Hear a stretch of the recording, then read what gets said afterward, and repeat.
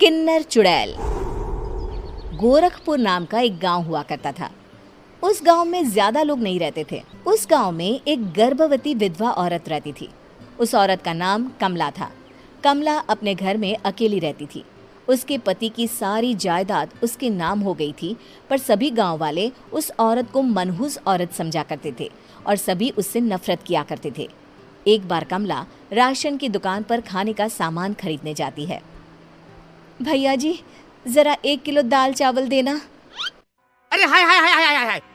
अरे मनहूस औरत, मेरी दुकान में अपशुगन करवाने आ गई क्या? हैं? चल जा यहाँ से। मैं कुछ नहीं देने वाला हूँ तुझे। भाग भाग यहाँ से, चल जा निकल। भैया जी, ऐसा मत कहिए। मैं गर्भवती हूँ, मुझे खाने की बहुत जरूरत है। मुझे खाना दे दीजिए। दुकानदार कमला को वहां से धक्के मारकर भगा देता है। तभी कमला रोते रोते उस गांव के किन्नरों के इलाके में आ जाती है। गांव वाले किन्नरों को उसी इलाके में रखा करते थे, क्योंकि वो लोग किन्नरों को पसंद नहीं करते थे और उनके इलाके में रहने से मना करते थे। तो किन्नरों ने उसी गांव में अपना एक इलाका बना लिया था। जब किन्नर लोग देखते हैं कि एक गर्भवती महिला रोते रोते उनके इलाके में आ गई है, तो सारे किन्नर कमला के पास जाकर उसका हाल पूछने लगते हैं। क्या हुआ बहन, तुम्हारी गर्भवती अवस्था में इतनी बुरी हालत कैसे? तुम रो क्यों रही हो? तुम डरो मत, हम तुम्हें कोई नुकसान नहीं पहुंचाएंगे। तुम शांत होकर सब बताओ कि हुआ क्या है। मैं कमला हूँ। मैं गांव के दूसरे इलाके से आई हूँ। 2 महीने पहले ही मेरे पति की मौत हुई है। मुझे गांव के लोग मनहूस मानते हैं, क्योंकि मैं विधवा हूँ और गर्भवती भी। वहाँ के लोग मुझे खाने के लिए कुछ बेचने के लिए भी तैयार नहीं, जिससे मेरा गुजारा नहीं हो रहा था। कोई बात नहीं कमला, हम तुम्हारा ख्याल रखेंगे। किन्नर लोग कमला को एक खाली घर में रहने के लिए जगह दे देते हैं और उसकी देखभाल भी करते हैं। कुछ ही महीने बाद कमला अपने बच्चे को जन्म देती है, पर अफसोस, कमला बच्चे को जन्म देते ही अपनी जान गंवा देती है। जब सब किन्नर बच्चे को देखते हैं तो बहुत खुश हो जाते हैं, क्योंकि वो बच्चा भी किन्नर ही था। कमला ने एक किन्नर बच्चे को जन्म दिया था। अब इस बच्चे की देखभाल कौन करेगा? हम तो इस बच्चे को गांव के दूसरे इलाके में भी नहीं भेज सकते। और तो क्या हुआ, इस बच्चे की माँ नहीं रही तो हम इसे पालेंगे। अब ये हमारे इलाके में रहेगा, हमारे साथ रहेगा। फिर वो किन्नर उस किन्नर बच्चे को गोद ले लेते हैं, उसका नामकरण कराते हैं। उस किन्नर बच्चे का नाम शक्ति रखा जाता है। देखते ही देखते शक्ति बड़ी होने लगती है। उसके रंग रूप बहुत सुंदर थे। वो बहुत सुंदर किन्नर दिखती है। एक दिन शक्ति एक किन्नर से पूछती है, माँ जी सुनिए ना, ये गांव के दूसरे इलाके में भी तो लोग रहते हैं, तो हम वहाँ क्यों नहीं जाते? हम उनसे अलग क्यों रहते हैं? शक्ति, क्योंकि वो लोग हमारे जैसे नहीं, वो लोग हमें पसंद नहीं करते, इसीलिए हम उनसे अलग रहते हैं। क्यों? वो हमें क्यों पसंद नहीं करते? मुझे एक बार उस इलाके में जाना है। मैं एक बार वहाँ जाकर घूम कर आऊँ। शक्ति, खबरदार, जो तू उस इलाके में कभी भी गई तो अपनी जान नहीं गंवाना चाहती तो उस इलाके में कभी कदम भी नहीं रखेगी, समझी? इतना कहकर वो किन्नर वहाँ से चली जाती है। शक्ति उस किन्नर की बात सुनकर बहुत रोती है। माँ जी, ऐसा कैसे कह सकती हैं? उन्होंने इतनी सी बात के लिए मुझे इतना डांटा। अब तो मैं उस इलाके में ज़रूर जाऊंगी। फिर एक दिन शक्ति गांव के दूसरे इलाके में चुपके से जाती है। ये लोग तो हमारे जैसे ही इंसान हैं, तो ये हमसे नफरत क्यों करते हैं? जब शक्ति उस इलाके में पहुंचती है तो गांव के सारे आदमी उसके रूप से मोहित हो जाते हैं।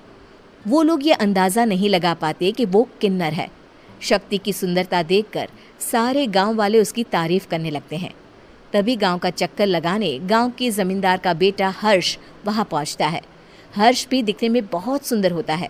जब हर्ष ने शक्ति को देखा तो वो भी उससे मोहित हो गया, और जब शक्ति की नज़र हर्ष पर पड़ी तो वो हर्ष को देखकर मोहित हो गई। आपको पहले कभी इस गांव में देखा नहीं।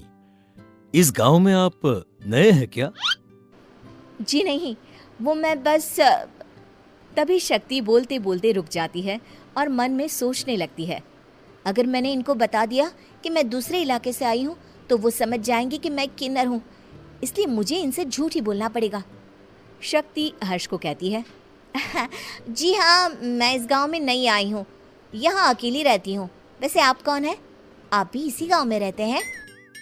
जी हाँ, मैं इस गांव के जमींदार का बेटा हूँ।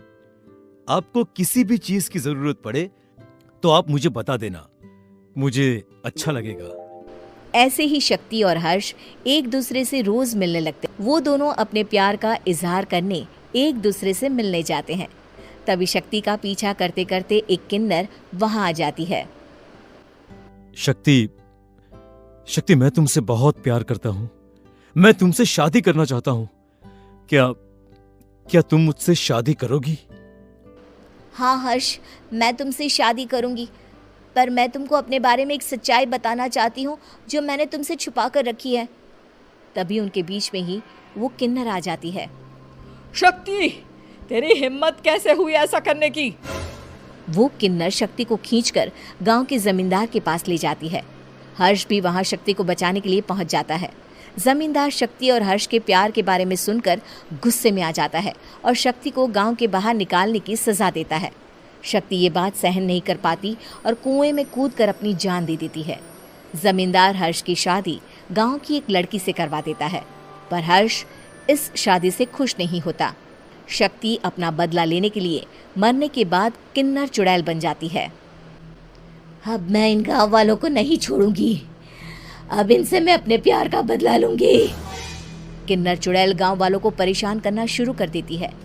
एक बार वो रात को गांव के खेतों में पहुंच जाती है और वहां आग लगा देती है। सारी फसल जल के राख हो जाती है। जब एक आदमी रात को उठकर देखता है कि खेत में आग लग गई है तो वो वहां पहुंच जाता है। वो देखता है कि खेतों के बीचों बीच एक किन्नर चुड़ैल खड़ी है और वहां खड़े होकर ताली बजा रही है। गांव वाला किन्नर चुड़ैल को देखकर बेहोश हो जाता है। जब सुबह उस आदमी को होश आता है तो वो सीधा जमींदार के पास जाता है। अरे जमींदार साहब, अरे वो किन्नर चुड़ैल ने मेरी सारी फसल जला दी। अब मैं क्या करूंगा? क्या होगा मेरा? जमींदार चुड़ैल किन्नर का नाम सुनते ही सब कुछ समझ जाता है। अब वो बहुत डर जाता है। उसी रात को जब जमींदार डर के मारे अपने कमरे में सो नहीं पाता, तभी वहां अचानक से किन्नर चुड़ैल आ जाती है। किन्नर चुड़ैल जोर जोर से जमींदार के आगे खड़ी होकर हंसने लगती है और ताली बजाने लगती है। जमींदार उस डरावनी किन्नर चुड़ैल को देखकर बहुत डर जाता है। तूने मेरे साथ बहुत बुरा किया, अब मैं तुझे जान से मार दूंगी। नहीं नहीं नहीं नहीं, नहीं। मुझे माफ कर दो, मुझे मत मारो। मैं कभी ऐसा दोबारा नहीं करूंगा। अब तुम जो बोलोगी वही मैं करूंगा। ठीक है, मैं चाहती हूँ कि किन्नर इलाका गांव के इलाके से जुड़े और गांव का कोई भी आदमी किन्नर समाज से द्वेष ना करे, उससे नफरत ना करे, नहीं तो मैं सारे गांव को मार दूंगी। और तुम गांव में एक नया कानून बनाओ कि अगर किसी ने भी किन्नर समाज को हानि पहुंचाने की कोशिश भी करी या इनसे भेदभाव करने की भी कोशिश करी तो उनको कड़ी से कड़ी सजा मिलेगी। हाँ हाँ हाँ हाँ, मैं ऐसा ही करूंगा। तुम जो बोलोगी वो मैं करूंगा, पर मुझे जाने दो प्लीज। तब वो किन्नर चुड़ैल वहां से चली जाती है। गांव का जमींदार किन्नर चुड़ैल का कहा मानते हुए दोनों इलाकों को एक कर देता है और नया कानून भी लागू कर देता है। तब से वहां किन्नर समाज और बाकी गांव वाले शांतिपूर्वक रहने लगते हैं।